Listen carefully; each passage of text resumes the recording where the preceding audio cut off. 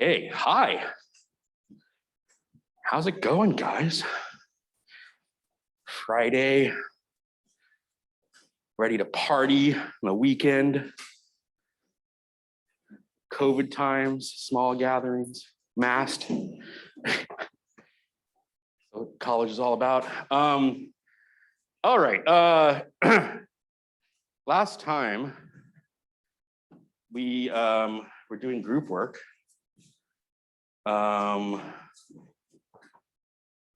The mic is too sensitive. Make sure it's also the right mic. Yeah. Okay. And I think everyone is either finishing up the dot product section or had moved on into the cross product section. So I do want to say a couple things about the dot product while we're here. And it's going to come up a lot later in the semester. I mean, we're going to see it's going to be important in this sort of calculus of in multiple variables. But one of the big things is just this idea that this is going to be used all the time. This idea that two vectors are perpendicular if and only if their dot product is 0.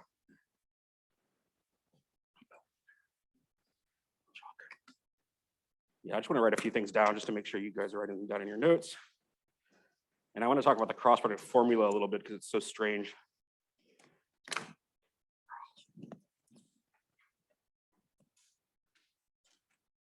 Okay, so dot product.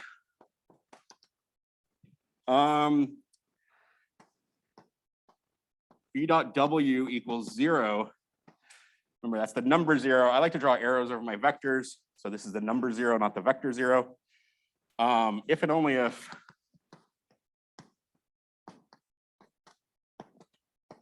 V is perpendicular to W. Bless you. So that actually happens in space too, in any dimensions.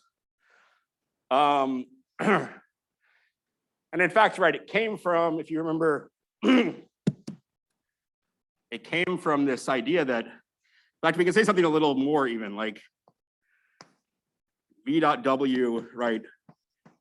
The geometric definition is that it's funny. Sometimes when I write dot product, I try to make it kind of a big dot. And then that just means multiplication of two numbers, that little tiny dot I wrote right there. And it's worth noticing, like, if theta, like the angle between any two vectors, I guess the most it could be is 180 if they point in the opposite direction, because it just means the smaller angle. You could go the long way around and say, you know, if two vectors are at 90 degrees, I guess you could say they're also at 270 degrees or something if you go the other way. But we always say the shorter angle, the one less than 180, less than or equal to 180. And so it's just worth noting that if, maybe I'll be fancy and use radians, then that means cosine theta is positive, right? Cosine is positive from 0 to 90 degrees. And that means V dot W is positive. So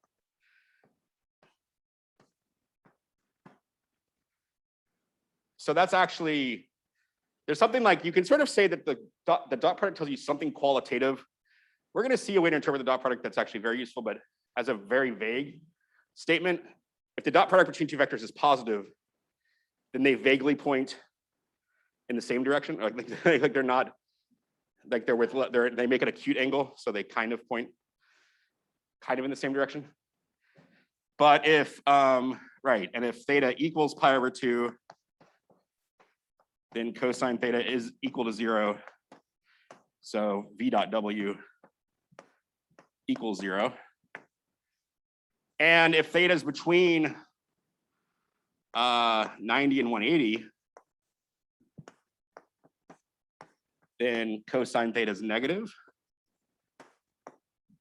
So V dot W is negative. So certainly if you compute the dot product and you find 0, that's nice. You know, the vectors are perpendicular. But if you, it also tells you a little bit of something if it's positive or negative dot product. So basically, the sign of the dot product tells you whether the vectors make an acute right or obtuse angle.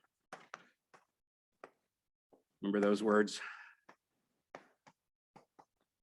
Make it acute slash right slash obtuse angle. Okay.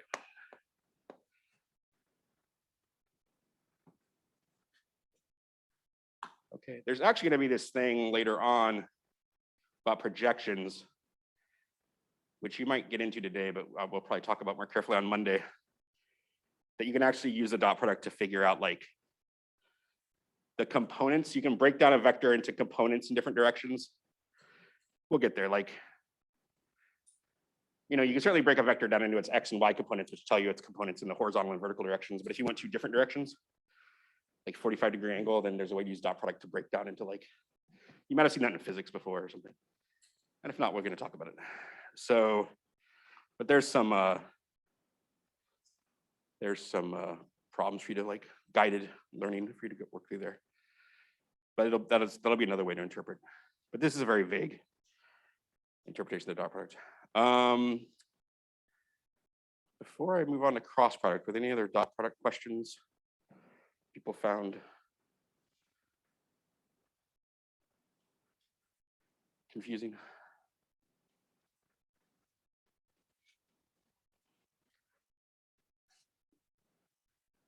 Is there anybody here? No. I forgot to start the Zoom on Wednesday when like 3 people were missing. So I apologize if you were one of the missing people who logged on to Zoom, didn't see anyone. Okay, so now the cross product. I just wanted to talk about the algebraic definition a little bit because it's so strange. I mean, both definitions are very strange. And you really have to just get used to this idea that like the algebraic definition is a weird formula. The geometric definition is also weird. It's worth noting that like the direction, maybe the main thing is the direction, that it's like, it's kind of a nice idea that like if I take two vectors in space, I can take the cross product to find a vector perpendicular to both those vectors. Like that's kind of seems like that could be a useful thing. And we'll see it's very useful very, very quickly. As soon as we try to find equations of planes, it's actually gonna be useful to be able to find perpendicular vectors. So yeah, so this is this, and there's a right-hand rule sort of thing. But, and then the magnitude is the area of this parallelogram. There's actually gonna be a way to interpret this that's very similar to the dot product, which will, I think maybe it's down somewhere. Yeah, actually, it turns out the magnitude of the dot product satisfies this formula. That looks very much like the dot product formula, but with sine instead of cosine. And so there is sort of an analog there, but notice this is the magnitude of the cross product because the cross product is a vector, not a number. So to associate a number, we need to take the magnitude. But you'll get to that. You'll get to that. I just wanted to. I don't think any of the groups necessarily got this far. So okay, but I do want to talk about the algebraic definition because it looks really weird. There's certain ways to write it that make it look less weird.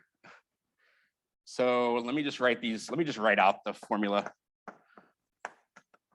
So if I'm just giving these V, giving its components names, bless you, and W also break it down into components.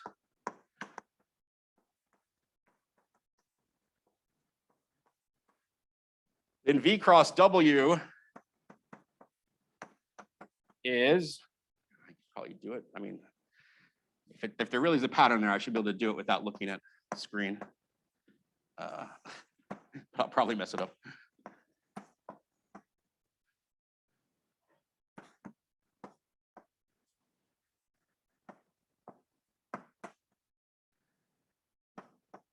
Tell me if I'm doing this right.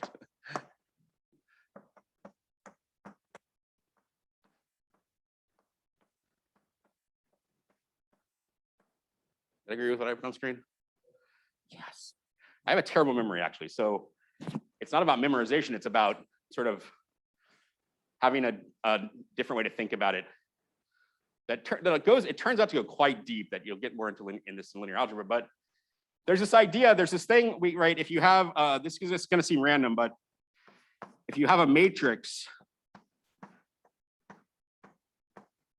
just a 2x2 matrix, A, B, C, D, let's just call that A, capital A.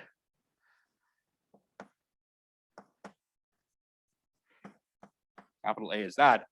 Then there's this number that you can associate. So this is just a 2x2 array of numbers. I mean, you'll study this extensively if you take next course, Math 2000. But it's not, it comes up in all sorts of places. But then there's this thing called the determinant of A, which turns out to be a useful, I mean, it's kind of weird when you have a 2x2 array of numbers. It's nice to somehow just associate one number to that. Then the determinant of A is written DETA. And actually, sometimes it's written almost like an absolute value sign. So matrices usually are written with square brackets or parentheses. But if I want to use like sort of, it's more like absolute value sign. And the formula is just AD minus BC. You might have seen this at different places. It's like you do this, you do the like product of the diagonals and you subtract them. Forward diagonal and the backward diagonal. And the reason, so maybe just try to believe me that this is an important quantity that you can associate to a 2x2 array of numbers. And if you take my word for that, then you might notice that these expressions look like 2x2 determinants. That's the determinant, and it's this thing. And people write DETA, but I just, here we'll write this. So I'm going to rewrite this in terms of 2x2 determinants. It starts to look somewhat interesting.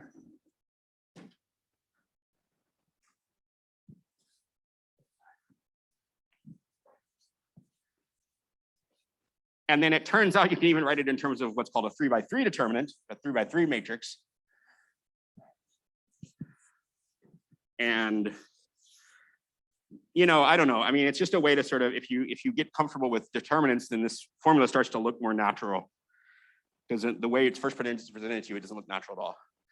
There is kind of a pattern, right? Like maybe even before I'm saying that, like the I component, which is the one, like that corresponds to like the V1 and W1, doesn't have V1 and W1 in it. It has the 2s and the 3s. The second component has the 3s and the 1s. The third component has the 1s and the 2s. So like the matching component is not in the formula, which is already sort of interesting. But what I want to say is then we can rewrite V cross W as, I think like this.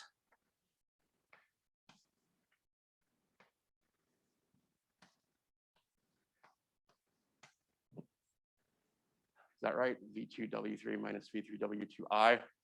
Now here's where I'm going to be a little weird. I'm going to put a minus sign here because I'm actually going to do, oops, those are supposed to be V's.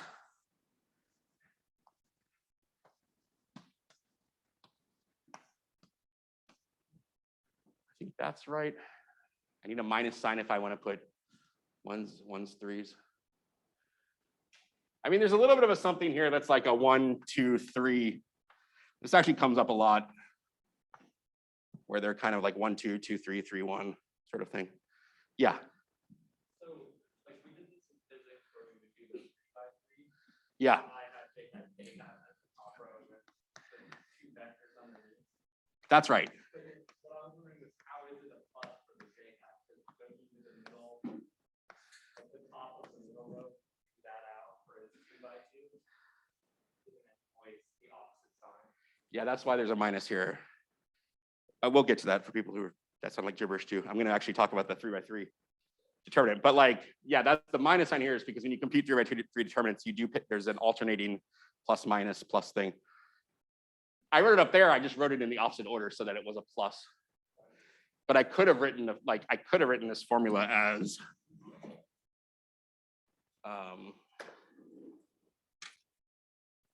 I could have written this as minus V1W3 minus V3W1, right? I just swap these, change the sign. So that's what I'm doing up there. If you want. Okay, so that's already kind of interesting. It's this sort of, it's these 2x2 determinants. You do have to remember this minus sign here, which is very strange. I claim there's a good reason for the minus sign. Well, based on your memory of the formula. Well, because if you do it naturally out, you would get the 1, 3, 3, 1. Right. Yeah, so there's a formula. So yeah. By the way, this is going to show up a lot, this plus minus plus thing. And I'm going to say something. It's going to probably seem kind of random to say now, but it turns out to be the key why there's like this minus sign for, like when a lot of times when you do these kind of cross producty type things, your J component has this minus sign. And I'll tell you why. It really comes down fundamentally to the way three-dimensional space is oriented. Actually, if I'm probably not on screen if I do it here. This is on screen. If you put your eyeball on the positive z-axis and look down it, you see the xy plane sort of normally, right? You see x going. I mean, I guess I have to turn around and go like this, right? I stick my eyeball on top of it, then the x-axis is going that way and the y-axis is going that way, and I'm looking that way. So it looks natural, right? If you put your eyeball on the x-axis and look at it, on the positive x-axis and look down at the yz plane, it also looks natural, yz. But if you put your eyeball on the y-axis and look at it, it's really z is like, it's like z is this way and x is this way, right? So there's like, and so it's kind of backwards. There's this weird backwardsness. If you look at it from the z-axis perspective, you get x and y. If you look at it from the, I'm not sure which way to draw my arrows. I'm gonna say it this way. If you look at it from the x-axis perspective, it's really just the plane of the blackboard. It's y and z. But if you look at it from the y-axis perspective,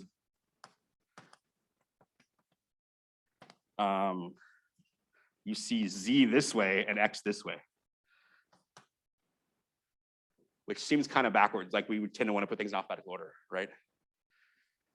And so it's interesting. These are x coordinates, these are z coordinates. If I put them in the xz order, I actually have to pick up a minus sign. Up there in the original formula, I put them in the zx order, which was kind of right. So there's this weird fundamental asymmetry in three-dimensional space. Or maybe it's not, I mean, I could also put, I could put I, j, k here, or I could put x, y, z here. And so it's x, y, y, z, and zx is really the right way. In some fundamental way, we should always be calling it the zx plane, not the y, not the xz plane. But anyways, that might seem kind of random, and but I claim that's kind of the root of everything, is that there's this weird asymmetry in three space. Okay, so it turns out that's kind of the mysterious reason why there's a minus sign right here. Okay, but let me say the 3x3 determinant thing. So if now we have a 3x3 matrix, A, B, C, D, E, F, G, H, I, then the determinant this time, well, there is a horrible formula I could write down, but a slightly nicer way to write it down is you can write it in terms of, you know what, I'm gonna run out of space if I do this here. Let me just put it down here. It turns out there's this formula in terms of 2x2 determinants. Called expansion by minors is the name for it. It's kind of random. So minus b. Let me just write it, and then we can sort of try to see how we would. Hopefully, I'm writing it correctly.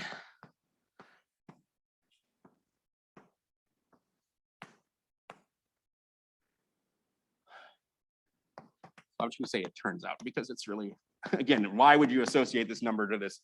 It seems really random. It actually is very important. It has to do with, it's a number. It has to, actually, that number, it has to do with areas and how areas transform. This number has to do with volumes and how volumes transform. So it turns out there's these really important reasons why these exist. For now, for TU, it just looks like a random mass formula. But yeah. But okay, so what did I do? Well, what you do is it's like I pick A, and then I kind of delete everything else. I kind of delete everything in the row and column containing A, and then I have this little EFHI, and that's how I got that. And then if I look at B and delete the row and column containing B, I have DFGI, which is what I put right there. Except you need a minus sign for various reasons, one of which is kind of that thing. And then if I look at C and delete the third row and third column, I get DEGH. And so it just turns out that's the 3x3 determinant formula. But that looks kind of like this. These look kind of the same.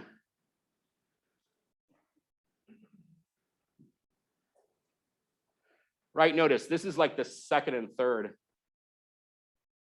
This is the second and third, which corresponds to those. This is the first and third in terms of columns. This is the second and third column. This is the first and third column. This is the first and second column. So I'm really just doing algebraic mumbo jumbo. Like there's no deep insight here. It's just it turns out this formula people use a lot. And so if you feel like you're missing something deeper, you're not, because I haven't said anything deeper about the determinant. But it does give this formula for the cross product, or like an account. I mean, it's really an accounting, a way to like write it down. If you put the I, J, and K up here, which is already weird for matrices because, and I should say the determinant of A is again like the absolute value. Yeah, I really should say like determinant of A is like, the notation is this. And it turns out that that equals that. And so I can actually list the components of V here and the components of W here. And that formula works out if you do this expansion. This turns exactly into that. If you do this game of like this entry times this 2x2 determinant minus this entry times this 2x2 determinant, then you can still see, plus this entry times this 2x2 determinant. Of course, we put the scalars in front of the vectors, but so does that at least make some like pattern matching sense? Okay, so that's kind of a way. If you want to go into the deep, like if you already know about the determinant and want to talk about stuff more deeply, I'm happy to do that. But at least it's a little bit less random looking as a formula. Maybe you're kind of like, it's still pretty random. I see people like, still pretty random looking because the determinant formula looks random. Okay, so we've moved the randomness somewhere else. There you go. Okay, so that's just a nice way to write a quote unquote nice way to write the cross product. Okay, so I think most people were like doing 13, and actually just this like this idea that it's like anti-commutative, that this is one of the first things you see in math where the order matters.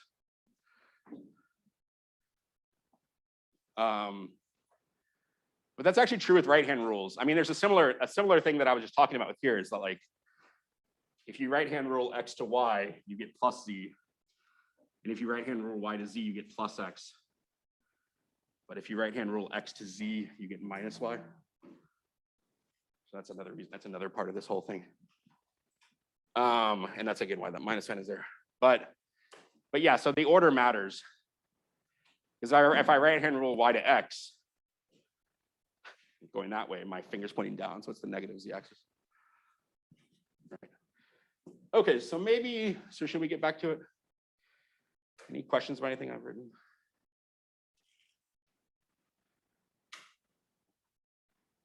Oh, we just talked about number 17, I guess, from the handout. Okay, so people can keep working on this and maybe get into the projection stuff a little bit. And then we can continue next week with that. So we have half an hour, let's do it. Back to where you were on Wednesday. We'll move up this so people can use this boards. Yeah, just go back to where you were Wednesday if you remember, hopefully. And if you weren't here Wednesday, right? Yeah, who were you with before? Do you remember? Oh yeah, with them. So you can go back to them. And I did email you back about meeting later today. So just, I said like 3 o'clock. Okay, yeah.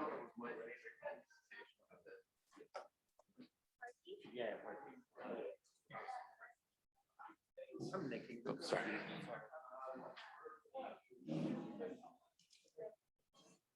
Yeah, they said you were, I was like, who's missing? And they said Parky.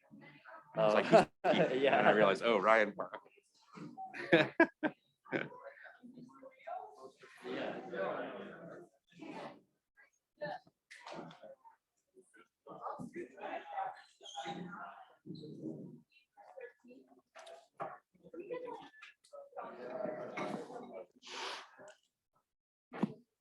If one of your group was missing Wednesday, please catch them up. Be a team. I mean, we talked about the main stuff that you need, so just make sure they know where you are.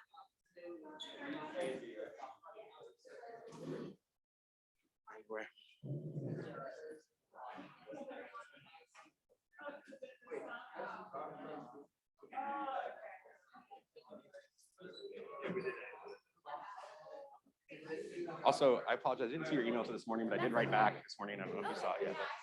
Okay. You're Lena. Lena? Okay. Hi, Milano. How's it going? I'm getting there. People who come to my office, I'll start to remember their name. You come to office hours, I'll remember your name. Exactly, right after this class, yeah. Good. But your name's Sarah. Yes. Sarah Schrog? Okay. I think I saw your name on Gradescope like right after I had talked to you, and I was like, oh, I know who that is now. Okay. Yeah.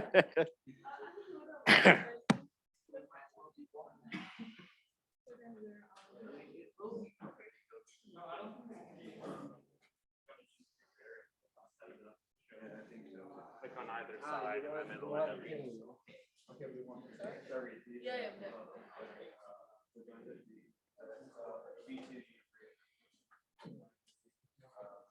Yeah, I guess in number 13, I give you specific things to compute, and then 14, I ask you to generalize.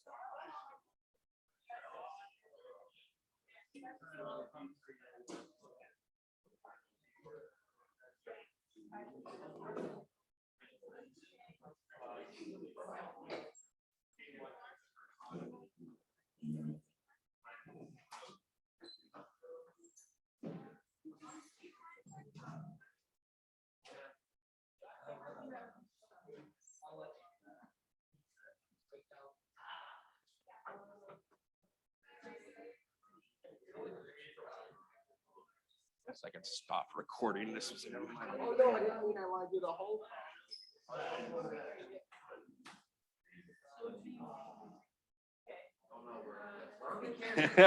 I'm just stopping.